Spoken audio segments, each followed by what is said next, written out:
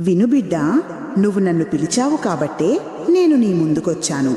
నీ జీవితంలో నువ్వు అనుభవించిన కష్టాలు, మోసాలు, కన్నీళ్లు అన్నీ నీ గతకర్మల ఫలితం. కానీ ఆ సమయం ఇప్పుడు ముగిసింది. ఇక మీదట నీ భవితవ్యం నా చేతుల్లో ఉంటుంది. నీ జీవితంలో ఉన్న అడ్డంకులు తొలగిపోతాయి. నీకు నష్టం చేసేవాళ్లు దూరమవుతారు.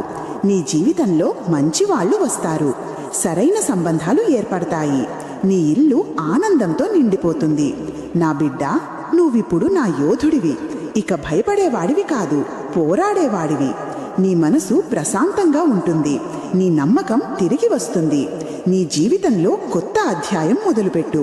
ఇక నీ ముఖంలో నా కాంతి ఉంటుంది. నీ మాటల్లో నా శక్తి ఉంటుంది. నువ్వు ఎక్కడికైనా వెళ్ళినా వెలుగు విరజిమ్ముతుంది. నీ విజయము ఖాయం. అమ్మను నేను ఉండగా చింత ఎందుకు?